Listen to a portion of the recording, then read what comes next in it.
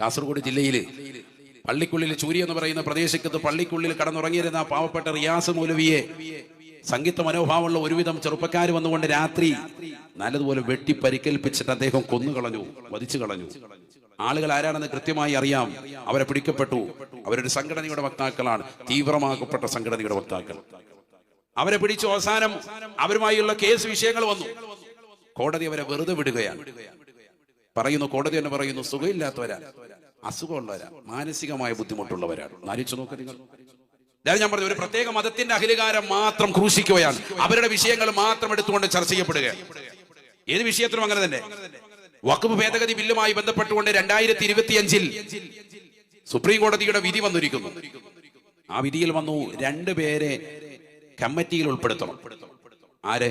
അമുസ്ലിമീങ്ങളാകുന്ന ആളുകളെ 2 പേരെ കമ്മിറ്റിയിൽ ഉൾപ്പെടുത്തണം.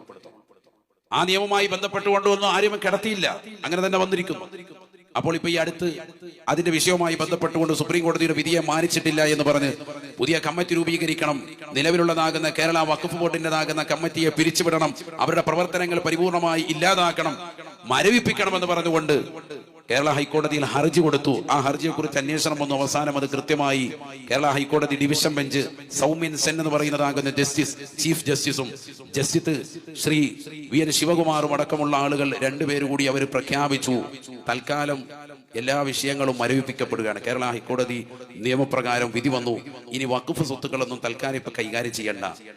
സ്വത്തുക്കളൊന്നും തന്നെ നിങ്ങൾ വഖഫ് സ്വത്തിൽ നിന്ന് എടുത്തുകൊണ്ട് ഒന്നും തന്നെ ചെയ്യാൻ പാടില്ല. എന്തെങ്കിലും നിയമങ്ങളോ വിഷയങ്ങളോ ഒക്കെ പാസ്സാക്കുകയാണ് എങ്കിൽ കോടതിയുടേതാകുന്ന വിധി വരണം.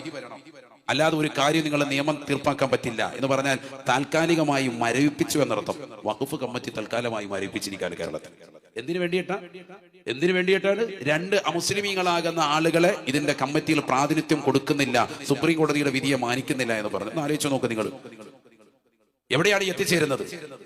ശബരിമലയുമായി ബന്ധപ്പെട്ടുകൊണ്ട് ദർശനം നടത്തുന്നതാകുന്ന ആളുകൾ, അതിലൊരു കമ്മിറ്റി, ആ കമ്മിറ്റിയിലേക്ക് 2 മുസ്ലിമുകളെ കയറ്റണമെന്ന് ഇവിടെ ഏതെങ്കിലും മുസ്ലിം ആവശ്യപ്പെടുന്നുണ്ടോ?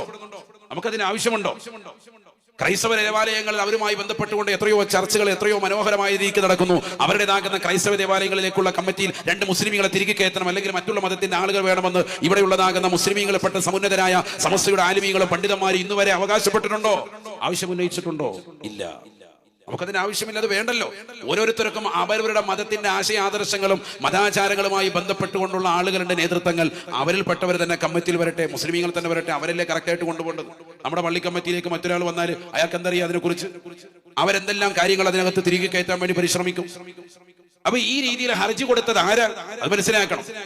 ACTS എന്ന് പറയുന്നതാകുന്ന ഇവിടുത്തെ ക്രൈസ്തവരാകുന്ന ആളുകൾ